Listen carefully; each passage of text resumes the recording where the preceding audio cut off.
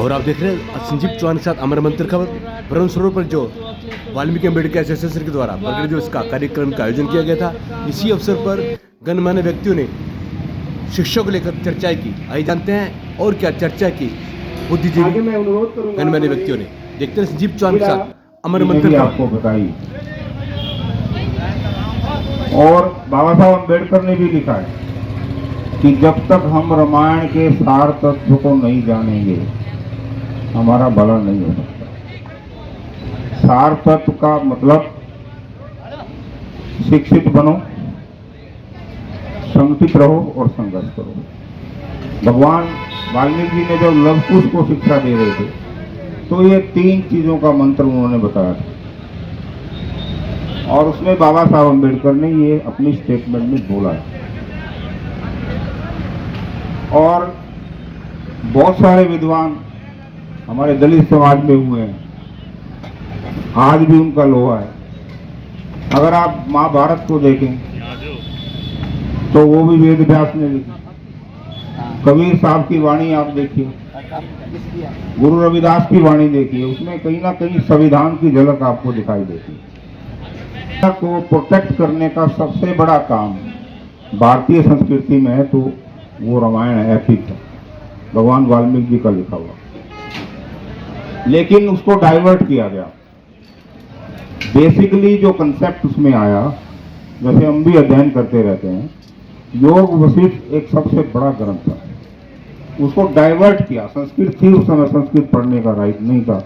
एक भाई संजीव शायद बोल रहे थे, वो राइट इसलिए नहीं था कि संस्कृत पढ़ने के बाद अगर इनको ये जितनी भी साजिश है वो पता लग गई तो मुश्किल हो जाएगी। आज उसका रूप देखने को मिलता है। एजुकेशन को कैसे डाइवर्ट किया जा रहा है। भाई अमृत जी बोल रहे थे कि डिजिटल एजुकेशन का जमाना है, बिल्कुल सही बात है। और खास तौर पे मैं एम्प्लॉइज एसोसिएशन जो अम्बेडकर एसोसिएशन है, भाई राजवीर जी, सुभाष जी मेरे को director general higher education department में मिले, जो एक एडमिशन का मुद्दा था जबरदस्त। उसमें PPP का एक बहुत जबरदस्त मुद्दा था, जो पहचान पत्र है परिवार का, उसमें जो इनकम लिखी गई वो रैंडमली लिखी गई, वो गलत फर्ज लिखी गई कि 3.5 लाख है, 2.5 लाख है, किसी का 180 है। तो आदरणीय चीफ मिनिस्टर महोदय ने उसको BPL के बराबर करके, अब आप देखिए कि BPL का 180, शेड्यूल कास्ट का 2080 न 2.5 लाख, और कई कॉरपोरेशन में 4.5 लाख का सैलरी है। तो ये बहुत सारा डिफरेंस है। ये बातें मैं इसलिए बता रहा हूं कि बहुत सारी जरूरी चीजें हैं अवेयर करने के लिए। अब मैं आपसे गुजारिश करूंगा कि जहां भी अटल केंद्र से आपने इस इंफॉर्मेशन को कलेक्ट किया है, करने के लिए एक डिपार्टमेंट हरियाणा गवर्नमेंट का है जो DC ऑफिस में होता है। वो अटल सेवा पर जाएं और उसको रेक्टिफाई करके, जैसे इनकम का मुद्दा बहुत जबरदस्त सामने आया एडमिशन के अंदर कि गलती से किसी ने उसको 2.5 लाख कर दिया तो उसका जो पोस्ट मैट्रिक स्कॉलरशिप है वो कट गया। अगर गवर्नमेंट कॉलेज में है तो वो कंसोलिडेट स्कॉलरशिप है, अगर वो प्राइवेट कॉलेज में है तो वो पोस्ट मैट्रिक स्कॉलरशिप हो जाएगा। और प्रोफेशनलिज्म में, प्रोफेशनल कोर्सेज में बहुत बड़ी स्टाइफंड हमारे बच्चों को मिलती है। BSc में मैं आपको बता रहा हूँ, एक लड़की पानीपत की वाल्मीकि समाज की, उसका +2 में मार्क्स था 98.8%। सबसे पहला नंबर DSc में उसका पड़ा, लॉ में। ये हमारे लिए फख्र की बात है।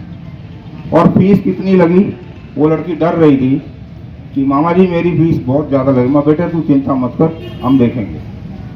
सारी फीस गवर्नमेंट ऑफ इंडिया की तरफ से 2100 रुपये लगी, 70,000 रुपये माह।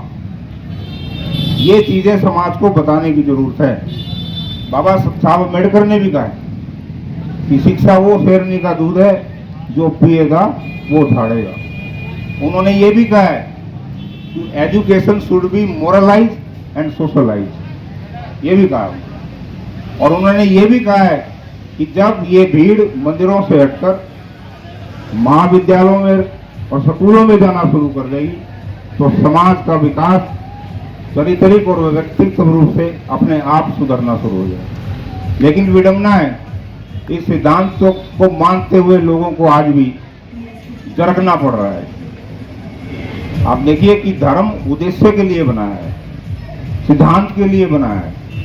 तो कहने का अर्थ है कि बात करने के लिए बहुत सारी, अभी यूनिवर्सिटी ग्रांट कमीशन की बहुत सारी स्कीम आई है जिसमें इकलौती बेटी, अगर किसी को एक बेटी है और वो 30 साल से कम है, पीजी अगर यूजी कर रही है, तो उसको 30,000 रुपये का स्कॉलरशिप गवर्नमेंट ऑफ इंडिया देती है, यूनिवर्सिटी ग्रांट कमीशन। ये चीजें करने की है। अब डीएससी में कहाँ दिक्कत आ रही है हमें वो देखना।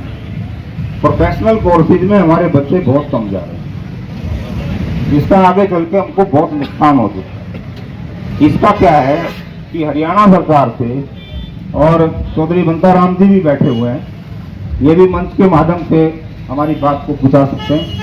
और बताता हूँ कि दानवीरकरण शिक्षा समिति के द्वारा इसको डॉक्टर जोगिंद्र बिरलान जी भी चला रहे हैं, बहुत अच्छे से चला रहे हैं। बहुत क्वांटिफाइड डाटा भेजा गया और अपने बच्चों को लैपटॉप और टैबलेट की सुविधा और नेट बैंकिंग की सुविधा अब सरकार धीरे धीरे दे रही है।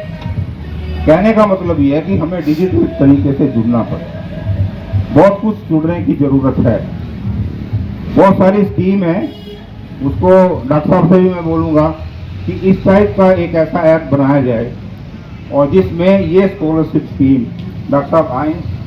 और जैसे अभी एक समस्या आई थी कि एडमिशन रोस्टर सिस्टम के अनुसार होना चाहिए। डॉक्टर अमृत बिरलान जी ने यूनिवर्सिटी में लड़कर ये एडमिशन भी रोस्टर सिस्टम के अधिकार में और रोस्टर सिस्टम के अनुसार करवाया। ये हमारे लिए बहुत बड़ी बात है। उधर मैं हायर एजुकेशन में अड़ रहा था, उधर डॉक्टर साहब अड़ रहे थे।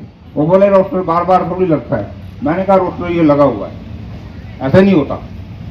डीजी साहब ने हमारी बात को मानना पड़ा और वो रोस्टर आज लगा हुआ है, सारे कॉलेज में लगा हुआ है। जितनी पोस्ट निकलेगी वो रोस्टर सिस्टम के अनुसार निकलेगी और सबकी भर्ती जरूर होगी। दूसरा एक नोटिफिकेशन गवर्नमेंट ऑफ इंडिया का है, वो बहुत सारा बढ़िया है। 2022 की लास्ट तक सारी बैकलॉग सर्विसेज 70,000 की है असिस्टेंट प्रोफेसर की, वो भरनी पड़ेगी। सरकार का ऐसा अल्टीमेटम है गवर्नमेंट ऑफ इंडिया की तरफ से। तो सभी साथियों से मैं बताऊं, उस इंटरव्यू के लिए जो क्राइटेरिया है उसमें अवेयर हो जाएं। और जो लड़ने वाली लड़ाई है वो शिक्षा है। शिक्षा के बिना आप प्रबुद्ध नहीं हो सकते, ना ही किसी को जीत सकते।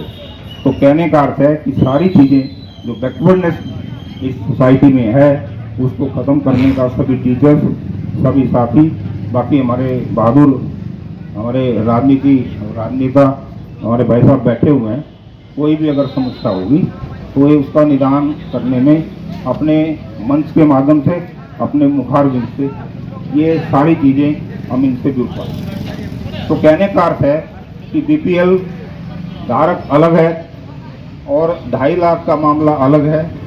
कॉरपोरेशन में एक स्कीम मैं लाना चाह रहा हूँ, उसमें वो आदरणीय दास साहब, अब थोड़ी सी तबीयत ठीक नहीं है, यूटी में वो स्कीम चली है ओनली फॉर सफाई कर्मचारियों के लिए। उसको कैश अवार्ड इंसेंटिव स्कीम कहा गया, नगद पुरस्कार। जिस बच्चे के 60 से 70% होंगे उसको 15 से 20,000, 15,000 लड़के के, 20,000 लड़की के। जिसके 70 से 80 होंगे उसके 25 और 20, इस टाइप से रेशो बढ़ता हुआ 90 से 100 तक जाएगा। हमारी कोशिश है, ये जदोजहद चल रही है यूटी गवर्नमेंट में, वो बिल्कुल सरकार में चला हुआ है। और हरियाणा गवर्नमेंट ने भी कॉरपोरेशन पंचकुला में वो चला दिया, जिसका इनकम स्लैब 4.5 लाख है। तो कृपया करके इस स्कीम के लिए भी हम लड़ें, ताकि हम भविष्य में अपने बच्चों को बहुत बड़ा रिवार्ड दे सकें और शिक्षा के क्षेत्र में आगे बढ़ सकें। ज़्यादा ना बोलते हुए जय भीम, जय भारत, जय भारत। धर्म का जो है प्रचार प्रसार मंदिरों से निकल के बाहर भी होता है, समाज का नाम भी होता है। और सृष्टिकर्ता भगवान वाल्मीकि जी का जो एक धर्म है, मानव धर्म, जिसको महात्मा बुद्ध ने भी अपनाया है, उस धर्म का जो है प्रचार प्रसार होता है। तो इसलिए हम जो है ये ब्रह्म स्वरूप ये भंडारा लगाने का जो तीसरा कार्यक्रम है, ये इसकी शुरुआत की गई है। तो ये जो परमपिता परमात्मा वाल्मीकि जी के नाम से हम जो ये भंडारा लगा रहे हैं, ये जो है गत दिनों जो है आश्रम में एक बैठक थी, उसमें एक जो वहाँ के जो अध्यक्ष बनाए हुए हैं, उन्होंने एक बात कही भी भंडारा आप चाहे नीलोकेड़ी में लगा लो, चाहे ब्रह्मस्वरूप पे लगा लो, उसका पुण्य कहीं नहीं मिलेगा, सिर्फ आश्रम में लगाया जाएगा तो वहाँ पे मिलेगा। तो इस तरह की जो तुच्छ मानसिकता हमें नहीं रखनी चाहिए। जब हम बाहर करेंगे, मैं एक बात बताना चाहता हूँ, एक जो है गीता जयंती जो उत्सव मनाया जाता है प्रतिवर्ष सरकार की तरफ से राष्ट्रीय स्तर पर, अंतर्राष्ट्रीय स्तर पर, एक छोटे से स्तर पर जयराम विद्यापीठ की तरफ से यहाँ ब्रह्म सरोवर पे शुरू किया गया था। आज उसका इंटरनेशनल स्तर हो चुका है। तो हमारी भी एक सोच है, एसोसिएशन के सभी साथियों की सोच है, जो ये शुरुआत की गई है, इसी तरह एक दिन सृष्टिकर्ता भगवान वाल्मीकि का ये प्रकाशोत्सव भी जो है अंतर्राष्ट्रीय स्तर पर सरकार की तरफ से ब्रह्म स्वरूप पे मनाया जाएगा। ऐसा हमारा विश्वास है और ऐसी हमारी आस्था है। तो जो है आज के जो सभी हमारे मेहमान पहुँचे हैं, मैं सभी का दिल से शुक्रिया करता हूँ और सभी को पुनः बहुत बहुत बधाई, क्योंकि समय जो है बहुत ज़्यादा हो चुका है।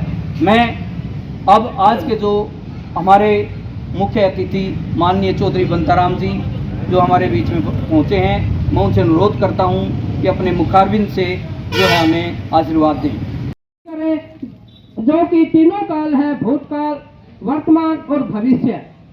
तो इन्हीं चारों कालों में, इन्हीं चारों युगों में और चारों कालों का जो समावेश है वो हम सब के साथ साथ सुबह से प्रारंभ होकर के और शाम के 7 बजे से लेकर के अगली पूर्व रात्रि संपूर्ण होकर के अगर जो ज्ञान दिया है कि जिस प्रकार एक बिंदु से शुरुआत होकर के और एक प्रकाशवान शरीर जो बनता है माता पिता के योग द्वारा हम सबका, तो उस बिंदु को लेकर के भगवान वाल्मीकि जी ने योग वशिष्ठ रचा है कि जीव का योग उस परम पिता परमात्मा के द्वारा और अपना इस संसार सागर से, इस संशयों के सागर से कैसे निर्वहन कर, उद्धार कर कैसे जाना है और अपनी अपनी जिम्मेदारियों के साथ सार्थक रूप को अपने इस संसार में अपने नाम को सार्थक बना करके, या आप उसमें क्या समृद्धि देते हैं और उसमें पीछे छाप आप अपने स्वयं की व परिवार की व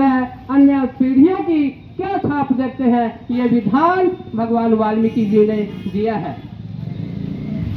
अनेकों उदाहरण हैं और अनेकों प्रसंग हैं। अगर व्याख्यान करेंगे इस समय बहुत लगता है और एक स्पष्ट मोटी सी बात आती है। भगवान वाल्मीकि जी ने और संपूर्ण मानव समाज और हिंदू संस्कृति जो कि कहती है श्री गंगा जी का अवतरण जो हुआ है, श्री गंगा जी को लेकर के आने वाले राजा भगीरथ हुए हैं, ऋषि भगीरथ हुए हैं। और वही भगीरथ जो कि श्री राम जी के 60 पुश्तों से पहले, श्री रामचंद्र के जन्म से 60 पुश्तों से पहले राजा सागर के 6वें पुत्र महापुत्र हुए हैं। राजा सागर के राजा पुत्र हुए राजा अंशुमान, अंशुमान के राजा दिलीप और राजा दिलीप के हुए हैं अपना भूमि के साथ साथ उनको रास्ता दिया और श्री बंगाल की खाड़ी में ले जा करके अपने गृह क्षेत्र में जो सबके सृजन के लिए और मानव की प्यास बुझाने के लिए और वनस्पतियों के लिए जो जल का सिंचन किया वो श्री गंगा जी का किया। तो इन्हीं कड़ी के साथ तो भगवान वाल्मीकि जी ने श्री राम जी के 10,000 सालों से पहले जो कि उन्होंने विधान रचा, तो वो एक सतयुग में रचा गया था और उसका जो प्रकाश हुआ, उसका जो उच्चारण हुआ वो त्रेता युग में हुआ और त्रेता युग से चल करके आज हम उस सब का अपने जीवन में गायन भी करते हैं, उनकी शिक्षाओं को और उनके इस शास्त्र मत को लेकर के हम आधार मान करके समस्त मानव समाज सभी धर्म उनको लेकर के चल रहे। मैं सभी उपस्थित महानुभावों से ये जरूर कहूंगा कि इंसान के जीवन में अगर आत्म स्वाभिमान है तो वह अपने कुल को लेकर के, अपने महापुरुषों को लेकर के और अपने भगवान को लेकर के जो होता है वो उनका स्वाभिमान बनता है। और उनका स्वाभिमान साथ हमें निसंकोच होकर के अपने आराध्य देव और अपने समाज के कार्यों को उजागर में हम कहीं पर भी बैठे हों, चाहे आप जीवन में बहुत ऐसे स्थान आते हैं जिनका हम अपने व्यक्तिगत रूप, सामाजिक रूप, अन्य सार्वजनिक रूप से उनका निर्वहन करते हैं, परंतु जहां आपका आत्म स्वाभिमान, आपका व्यक्तित्व और आपकी लेकर चले अमर मंथन खबर को अपने संग, लाइक करें, कमेंट करें, शेयर करें और फॉलो करना ना भूलें। अमर मंथन खबर आपका अपना चैनल।